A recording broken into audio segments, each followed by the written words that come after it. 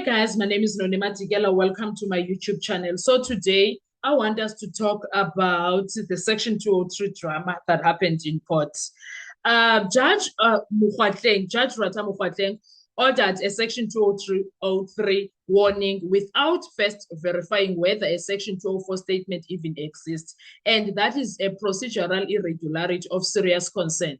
Under the Criminal Procedure Act, the court must establish a prima facie risk of self-incrimination before issuing a Section 203 warning. Speculation is not enough, okay?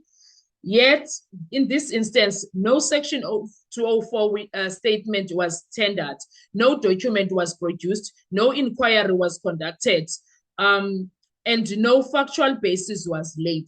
The judge acted solely on the prosecutor's verbal claim, which is legally unsound and contrary to established procedure. Case law is explicit in State versus Msimango. The court held that self-incrimination warnings may only be issued after an objective assessment of actual evidence, not unverified allegations or assumptions. Here, no assessment took place. The court simply accepted the state say-so, bypassing the evidentiary safeguards the Criminal Procedure Act requires. This raises serious concerns about the fairness, due process, and judiciary neutrality in these proceedings. So we are going to look at the Section 203 warning state disaster. Judge Mokgoatleng got it all wrong, okay? Because what? You guys know here, family, that this channel, it will bring you all the juice and unfiltered details of it. I will unfilter nothing, Mina. I will unfilter nothing. So welcome back to my channel. If you thought I've changed, no, I've put my stance. I don't filter anything. So today we need to break down one of the most legal questionable moments we've seen recently in the Senzo Meyiwa murder trial. Judge Rata Mokgoatleng issuing Section 203 self-incriminating warning. But here is the shocker. He did it without verifying. I already said all of this. This is not just strange. It is procedurally irregular. What Section 204 actually requires, let's get that right. To understand why this moment is so alarming, let's break the law down simple. I'm not a law of anything, but I'm going to put it to you. Section 203 of the Criminal Procedure Act allows a court to warn a witness that they might be incriminating themselves, but this is the key. The court must first determine whether there is a prima facie risk of self-incrimination. In plain terms, there must be actual evidence, not rumors, not fears, no vibes, evidence. And the speculation of, yeah, what happened in court? But here's the problem. In this case, no Section 204 statement was shown, no document was produced, no inquiry was made, no actual basis was laid. Judge Rata Mokgoatleng issued a 203 warning based purely on the prosecutor's verbal claim. No verification, no check, nothing on record.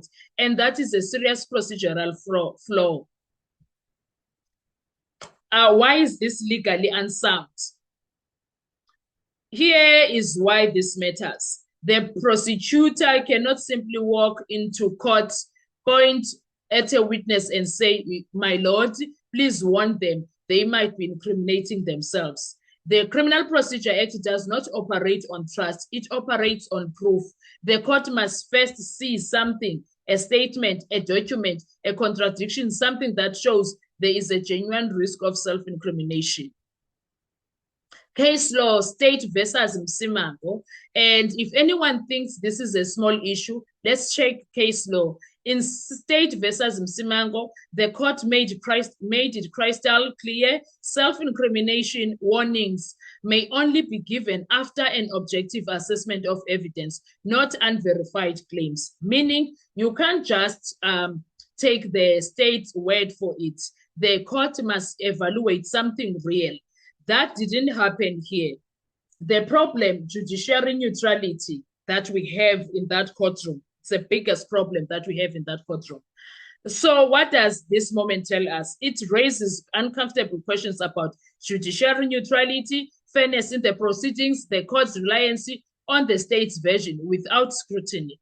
This is dangerous territory because once the court starts issuing warnings based on unverified statements, the line between impartial justice and procedural prosecutorial influence becomes blurred.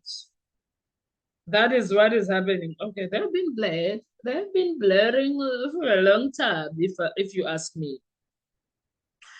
This isn't just a procedural hiccup. It's a moment that could become grounds for serious legal challenge, even grounds for appeal, depending on how the trial unfolds. Let me know on your comment section. What do you think?